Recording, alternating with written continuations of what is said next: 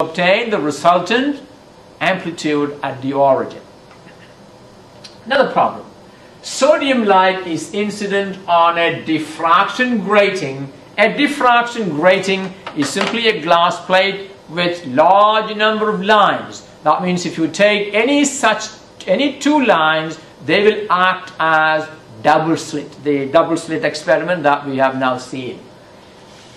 It has 12,000 lines per centimeter. That means you can now calculate the distance between any two. Can you? 12,000 lines are drawn in a distance of 1 centimeter. At what angle will the two yellow lines of wavelength 589 nanometer and 589.59 nanometer be seen in the first order? In the first order means m equal to 1. A diffraction grating is a darkened rectangular glass piece with closely spaced lines cut into it so that each line acts as an illuminator slit when monochromatic light is incident on it. This means that the distance between the lines, which is d, is 1 over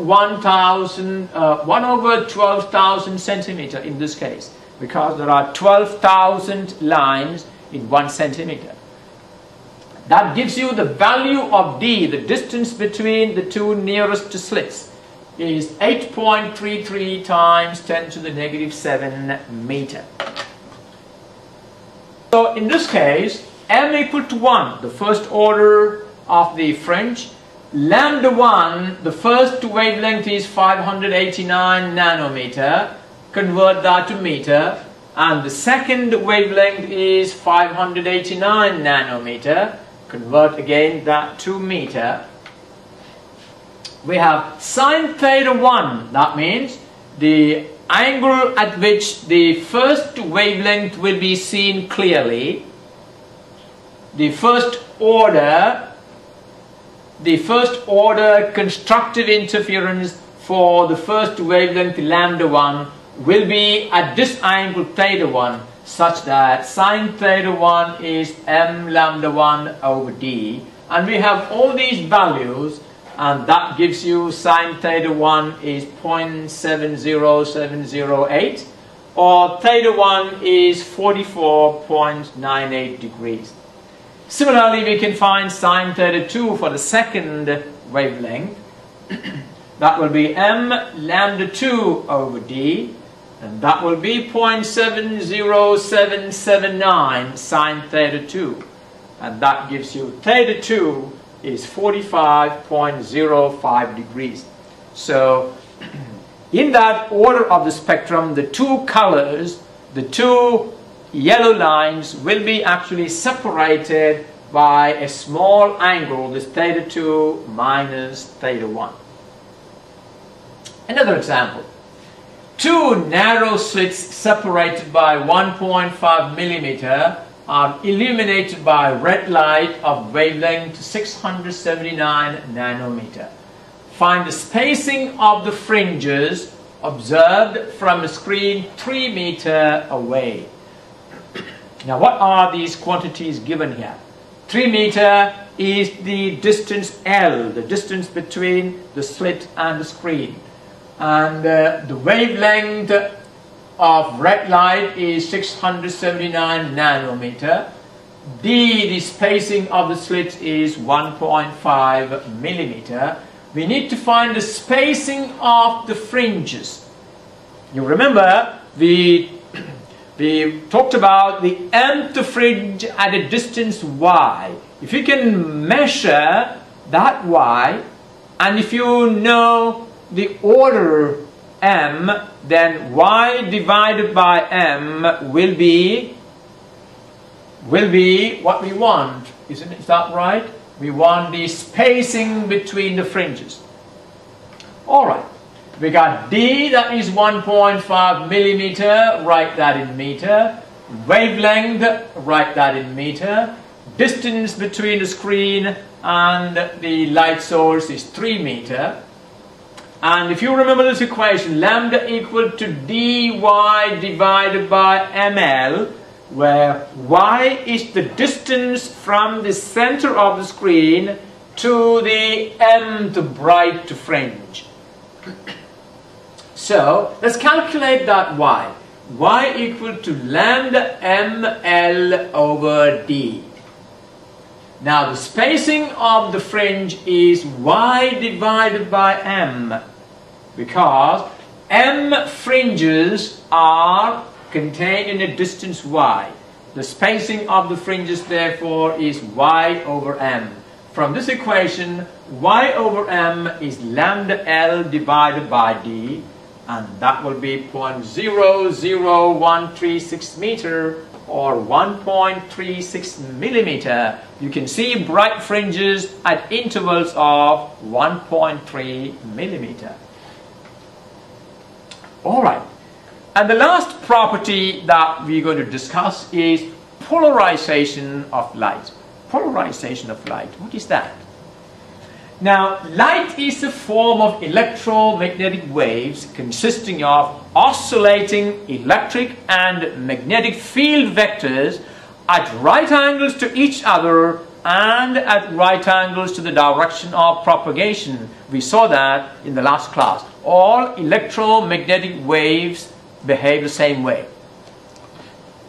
Now, you can actually represent it like this, where these arrows are electric and magnetic field oscillations, and they have oscillations in all planes, in all directions. Although the vibrations are in multitude of directions like this, these vibrations can be resolved into horizontal and vertical directions.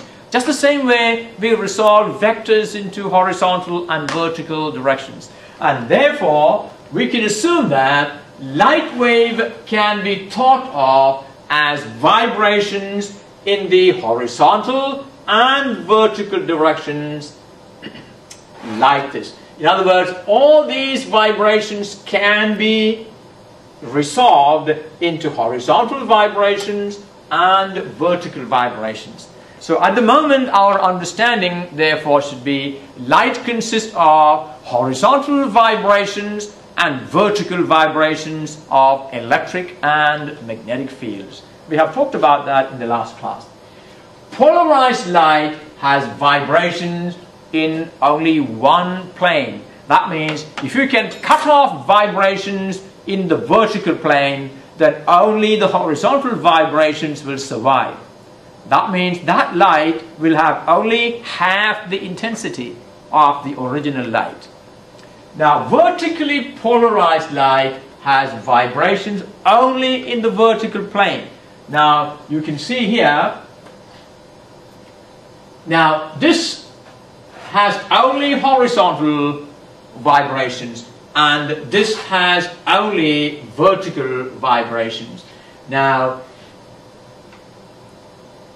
a horizontally polarized light has vibrations only in the horizontal direction.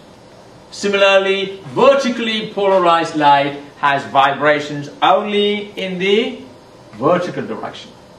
The most common method of polarization involves in the use of Polaroid filters. Now, most of you are familiar with it. The sunglasses that you're using is actually a Polaroid filter, which allows only vibrations in one plane to pass through it. It cuts off vibrations in the other plane. When unpolarized light is transmitted through a polarized filter, it emerges with 1/2 of the intensity and with vibrations in a single plane. For example, this is the ordinary light that has vibrations in the horizontal and vertical directions, and this is a Polaroid filter which will allow only vertical vibrations to pass through. It will cut off the horizontal vibrations. That gives rise to the vertically polarized light. Now, unpolarized light can also undergo polarization when it undergoes reflection and refraction.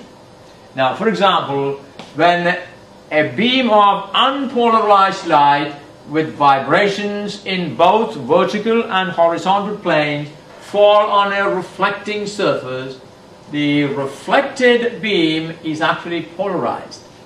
Now, it doesn't happen for all surfaces. It happens only in the case of non-metallic surfaces. Actual fact, reflected light reflected off the surface of water is partially polarized. The extent to which polarization occurs is dependent upon the angle at which the light approaches the surface and also upon the material on which the light is incident. Polarization can also occur due to refraction.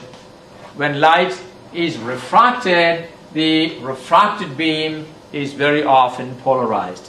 Again, the extent to which polarization occurs is dependent on the angle at which the light approaches the surface and also the nature of the